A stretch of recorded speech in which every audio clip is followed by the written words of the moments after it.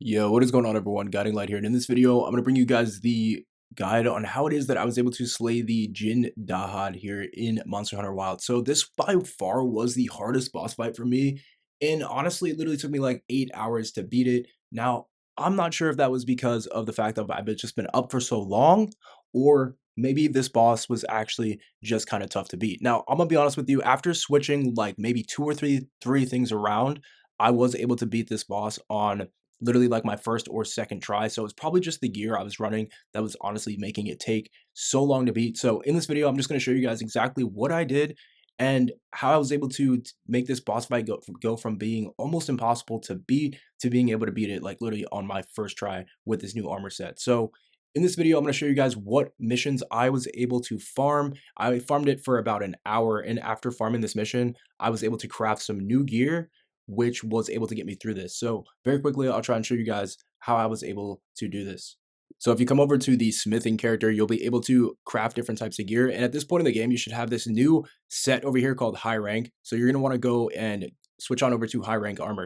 Now, once you guys are in this category, scroll down as far as you can, and you should be able to start crafting new types of gear from this category. Now, you may not be able to craft the strongest stuff yet, but if you take a look here, I was able to get quite a bit of an upgrade from this new gear. And then on top of that, you can even upgrade the gear that you make. Now, the best thing about the gear I'm making here is that you can farm basically the full set in about an hour. And on top of that, it does offer quite good frost resistance, which this dragon boss is actually mostly frost. So it does help quite a bit with that.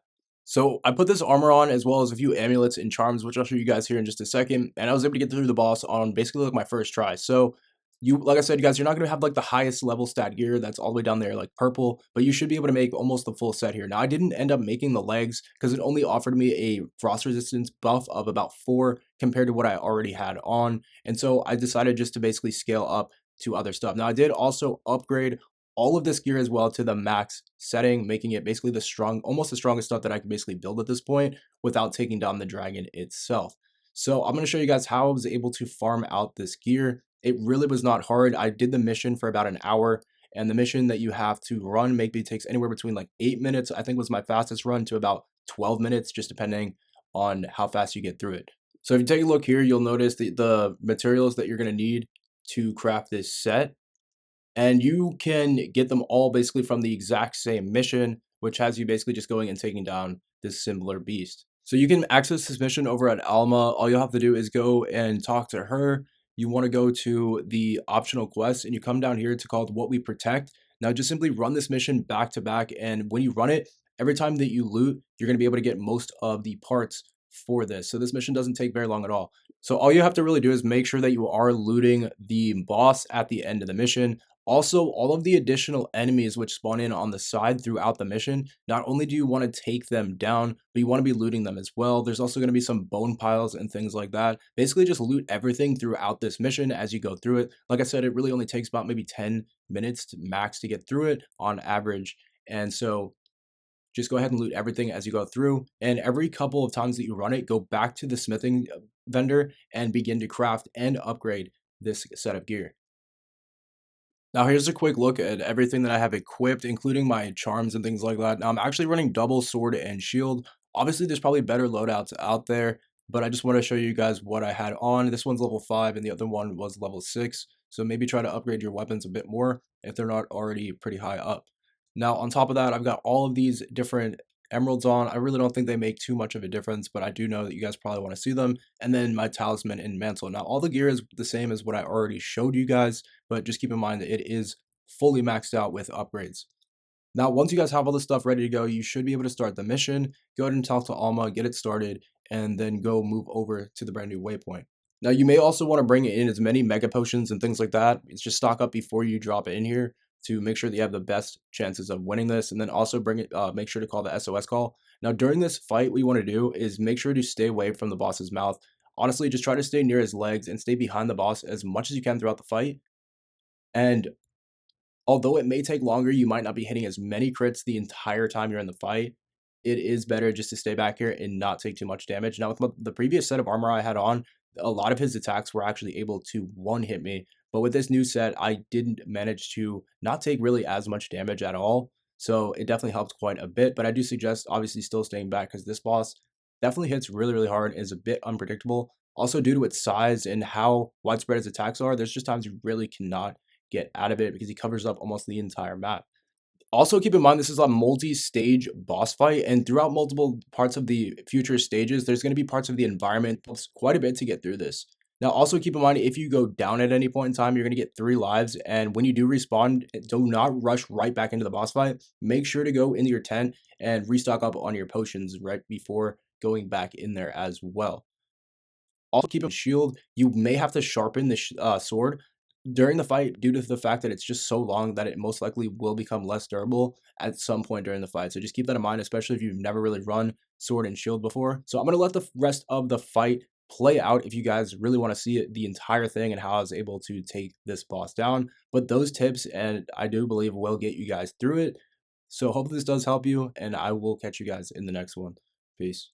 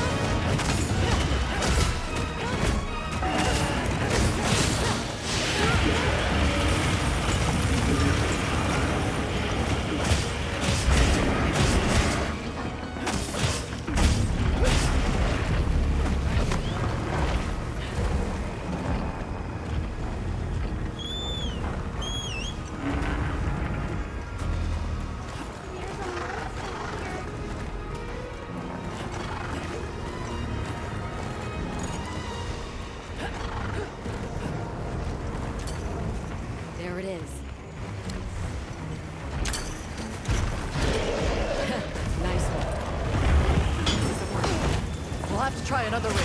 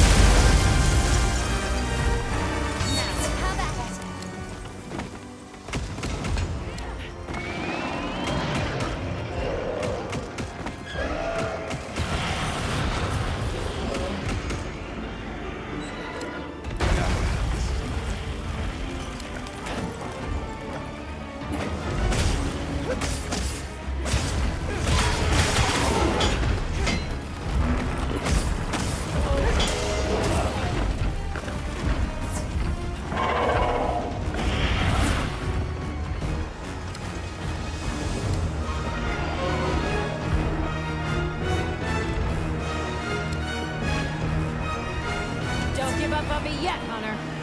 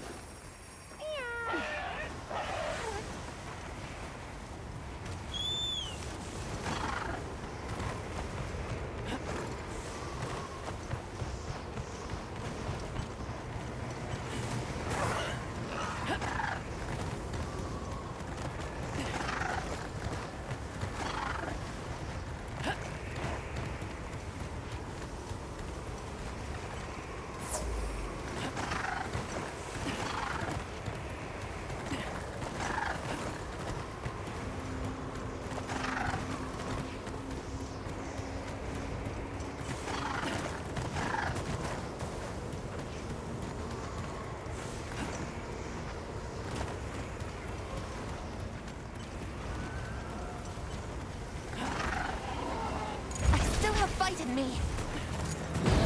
Feeling better?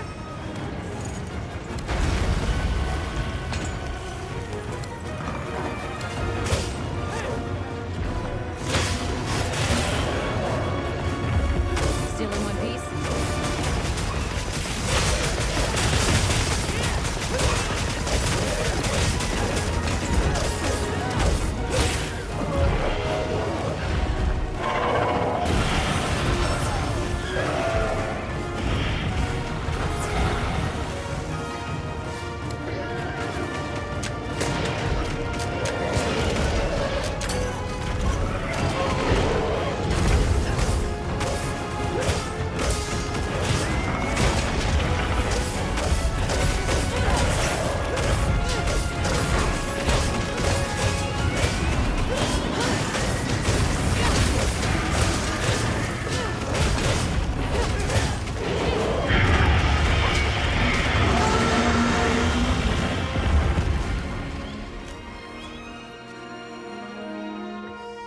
I'm glad you're not hurt.